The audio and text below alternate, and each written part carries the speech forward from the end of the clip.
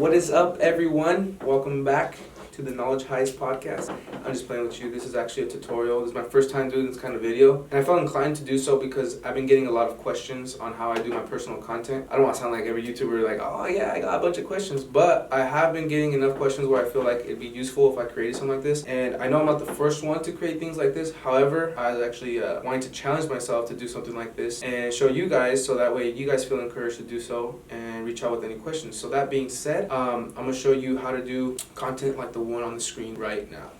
So I think the reason why education videos are important, I mentioned it in a meeting yesterday where it's like any kind of tips and tricks that you send to your current clients or your past clients, Now the best way to do this is, in my opinion, when you have full creative control, obviously. I know a lot of other people use different softwares.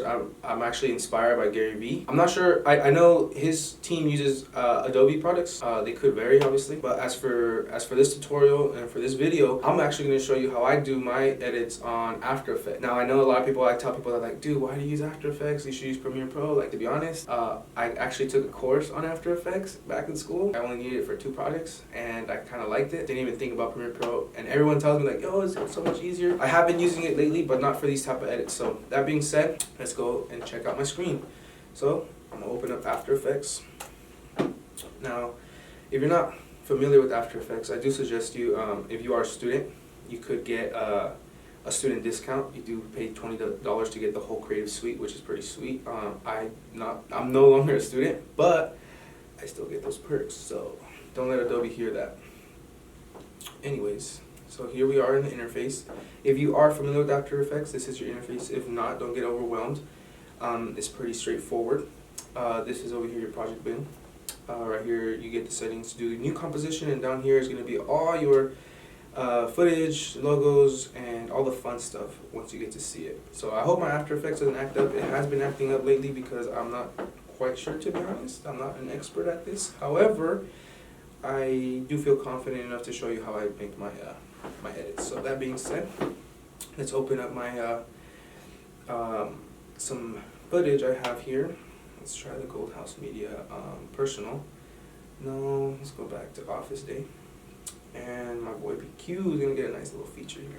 So I just dragged it in there. I have nothing, you can't see anything yet. So what you're gonna go ahead and do is go click Composition up here and click New Composition. I always name mine mains just because that's going to be my main one. It's always my first one. I don't know exactly why I do it. I just kind of do that. It's force of habit now. So now, just for I guess Instagram purposes, Instagram has a classic 1080 by 1080. You have the max 1080 by 1350. And you can play around with it, but the max width is definitely 1080, so I'm going to leave that there. And then I'm going to use 1350. That's my favorite one because you get the full real estate on Instagram. So you get more screen exposure when people are scrolling down their feed. So I'm going to leave it there, 29.97 frames per second. Normal. I don't really touch anything else. And it's going to be a 1-minute clip because that's all that Instagram lets me. And it's going to be for an Instagram post. So I'm going to click OK. And there it is. You're going to get a black box. And you're like, what the hell did I do with this, Luis? Like, what the hell am I getting myself into? Don't get scared. This is going to be the best part here. So remember that footage I dragged in? So I'm going to go ahead and drag this to your timeline. Go ahead and drop it, and bam, Brandon right there pops up. Shout out Brandon. I'm out here using his equipment real quick because we're at the office. But here you go. So now you see that. Now you see these black borders, and I don't like the black borders because it takes away from the aesthetic. So I like to enlarge it, and how we're going to do that is, if you see my mouse, you see the movie right here, MVI. You see this little arrow right here? Go ahead and push that, and then go down to transform, and you're going to see a bunch of different lists. So you have anchor point. I don't really mess with that for these type of edits. Position, I do use that, so pay close attention to that. Scale, I definitely use that. Depending what I do. Rotation, don't really use for these edits unless it's for other small details. Opacity, don't really use that, at least for the main footage. So in this case, we're going to use scale. What the scale does, if you see it, once I enlarge it, ooh, it gets to fit in the screen, no more black bars. So you could maneuver however you want. So I'm going to go ahead and enlarge it and cover the whole black box. That should be good. And force a habit, if you follow my mouse, I like to center it. This is your, line layers too. It's usually centered already. I just enlarged it. But I went ahead and just centered it just for aesthetic purposes. So So if I play this right now, you see BQ right there, you see the volume's pretty high on him. So you see how it kind of floats around the frame. I like to keep it centered, so I'll show you how that, but I just want to show you how it's playing forward right now. So what I like to do now, I keep this transform, I don't know what to call it, the transform settings open. I'm going to go ahead, like I mentioned, like right here it's perfectly centered, but right there he kind of cuts out. I don't want that, and for better content, I like him to be centered. So let's go ahead and switch that. Right here he's fine. So these are called keyframes. So this little stopwatch right here, I'm going to click this on the position. So the position means that if you see right here, I can move it and I position the whole footage. Alright, so right now I'm just centering him right there, and I'm going to go ahead and click the keyframe. Boom. That tells the software that, okay, this is where you're going to start, and I'm just going to keep it there until you tell me to do so or change location. So let's go ahead, play that, see where he's headed, where he cuts off. Boom, right there. So I see how he's kind of out of the frame a little bit, he's not too centered. So what I go ahead and do, go to my position, coordinates right here, I click on this one. I like to use a scrub, you could definitely just choose, you could input your numbers, but I'm going to go ahead and click it and then just scrub it, see how I'm moving it. Boom. So check this out. So now he's a little centered right there, right? So let's go back to the beginning where he's fully centered again, and look at how seamless it looks when the camera actually moves and he's not centered. Bam, he's centered right there. That looks real good. I could definitely do some tweaks and I could move it again. So right here, I'll probably move it just a tad. Based on his movements, he's going to go back and forth. So there we go again. He's going to be centered the whole time because I'm allowing my keyframes, my position keyframes, to keep that centered. I hope that makes sense. So there you go. See? So you can't really tell when the camera moves back and forth or when BQ moves out of the frame because he's going to be centered most of the time. So right here, I'll put another keyframe just to keep him in center. Boom. See? Bam. So I'll play it again right there. So you can't really, to the eye, it's so appealing because he never leaves the center of the frame. Cool? Awesome. So then we got that, and that should be centered to the whole, you know, you could go ahead and do that for the rest of the, it looks like he's going to be centered for the rest of the video, so pretty solid, pretty solid. So that's that. So now your footage is set. You know, you could always alter this, let's see, just to make sure. Okay, right here, kind of steps out of frame. I'm not liking that. Oh. Okay, so right here, I guess Marty was trying to capture his girlfriend. Shout out Marty too behind the camera. Alright, so I'm slowing down actually, but alright, we're good with that. Now the fun part is adding the time bar. The time bar is usually the one that lets the viewer know that this is how much has accumulated in the video and how much is left over. So to do that, you go up here, follow my mouse, click layer, click new, and then you're going to click shape. The automatic shape that I always get, obviously, I'm not sure how other people have their settings, but mine's always a square. You can always change it. You could change it to ellipse tool, rounded rectangle tool, but let's stick to rectangle. Now, I could just set this, you know, big giant rectangle right there. That's just to show you how it's used, so I'm not going to do that. What I like to do is kind of go down here towards the bottom and just create a general rectangle. It's okay if you go out of the frame. You're only going to see the one inside the frame, so bam. And once again, force a habit, I like to center it. Boom. So right here, I'll go here, I double click, and I go down to rename. Now always, just for reference, I always make sure this is the bottom one. The reason I call it bottom is just like, for example, when you watch a YouTube video, there's always that gray bar, the transparent bar at the bottom of the footage, and then the red, the one that continues. So that's the reason why I name it the bottom, because it's going to be the bottom gray transparent bar during the footage. After that, I go ahead and copy this one, so Command C if using a Mac, Command V, and I go ahead to rename this one to top. Okay. And now, in programs like these, whatever layer you're in here, for example, the movie's a bottom layer, so whatever's on top is going to overlap that, as we can tell. So, for example, just to show you, I'm going to put these below the movie. Boom, they disappear because we're telling the software that the movie's in front. Let's move it back up. So then I go to my top one. This is how I start doing my cool little tricks. Just kidding, they're not tricks.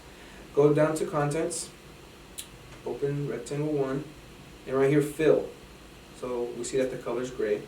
Go ahead and click that, and you're gonna choose a color. I like to use red, or unless I'm using my logo or like my branding on Instagram, usually it's purple. We'll stick to right here. Boom. As you can see, it changed the color right there. Now, the bar's a little too high. I like to keep it a little bit more subtle.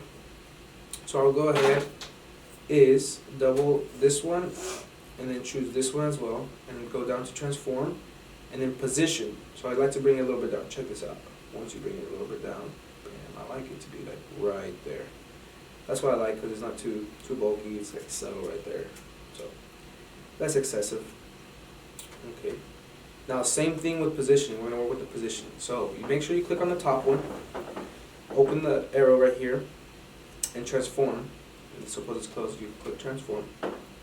Now you bring it all the way to the front where you can't see it. Boom. Right there. Now you see how the bottom one is still that gray color? Let's try to make that transparent. So I go click on bottom, I click the arrow here, contents, rectangle, fill. Now I'm gonna keep it that color. All I'm gonna do is drop the opacity. I just drop it till I like it, you know. You still want to see it a little bit, but you don't want to see the too dark. So we'll keep it around. Keep it at 21%. I like that. Okay. Now we can close this. Now what I'll go ahead and do is go back to the top one, open this, go to transform now, and see how you're at the beginning of the sequence or timeline. Click position. So you're telling the software that the top bar is starting there. And what I like to do is go way towards the end. And just click center it. Boom. It brings it in. So you're telling the software that you want that top bar to be centered by the time it hits the end. However, as you can see here, it kind of pokes out. So just go back to the position and just kind of push it back in so that way it doesn't pop out. That way when that red bar hits the edge of the video or the frame, Instagram, it's already the minute, so it looks better. You don't want it to overlap and like the video's still playing like what you told me it was about to end. So there we go. Now you go ahead and close that and push play. And that looks pretty cool, huh? It's loading. Gets to the end. See how it's loading? And then once it hits the edge, boom, it restarts. So that's how you make that bar. Now the next thing is text. Now you can't hear the text through my screen recording, unfortunately, so I'm just going to pretend I'm putting some text. I just want to show you the concept of actually, manipulating the text as the voice hits and making sure it aligns.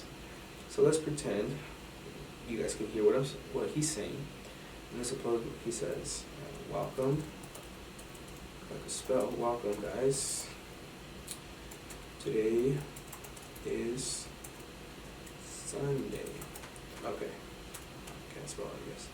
So that's your text. If I push play, that's all it's going to say throughout the whole thing. Now, if you can see right here, you could go to your text. If you highlight your text, go over here to your editing side, character. You could choose a font. I'll keep it at Arial. You could also choose, character. All right, you could choose the font color. You could choose the outline color. In this case, I like white with a black outline. And then regular, you can obviously choose bold. Let's see what else we have. Regular, italic, bold, italic. And obviously your text, you can change the size of the text. Obviously look at this. Awesome. As you can see how that Sunday, as soon as we get bigger, that Sunday overlaps. So what I like to do is just go ahead and highlight everything. And you see this I don't know what to call it. I just call it a spacer. The more you space it, bam, that Sunday starts to do its own thing, you know what I mean? So it's not overlapping.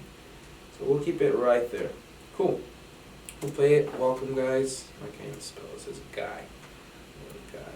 Okay, now it says welcome, guys. Today is Sunday.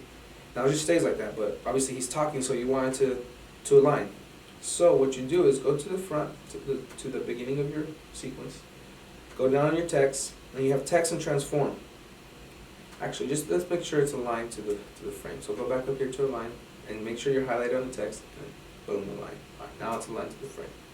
You see this one that says text right here? You're going to open that one, and in the keyframe it says source text. Source text just allows you to change the text at any given point. So let's suppose we want to start with welcome, guys, today is Sunday. Click it there. And now every single time you go through the sequence, boom, let's suppose we go there. You double click and you could change your text. Let's say he says, my name is Brandon. Nice to meet you. So if we play that, it goes from welcome, guys, today is Sunday, and then once it crosses the other keyframe, have you guys noticed that? welcome guys to today's Sunday. Boom, it says my name is Brandon, nice to meet you. And then pause it there, let's suppose he says something else there.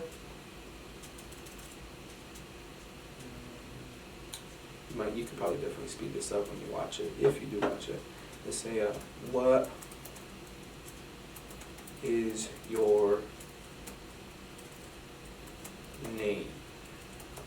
Can't spell that. It's ridiculous. So let's suppose, boom. Welcome guys, today's Sunday. My name is Brandon, nice to meet you. What is your name? Boom. Cool. And then today we are discussing our weekly schedule. Cool. So then we push play. As you can see, if you start getting the hang of it, every time that red line down your sequence passes the next keyframe, it changes the text. Now the trickiest part, my method is, let's suppose, this is what he's saying, is going to be off the first try. I go all the way towards, I finish the whole minute and just get the general sequence, what he says. And then what I'll go do is, once everything's laid out, I zoom in, click on this bigger line, and let's suppose he actually said, right here, my name is Brandon. You could just drag it out here, so that way it aligns with his voice. So welcome guys, my name is Brandon.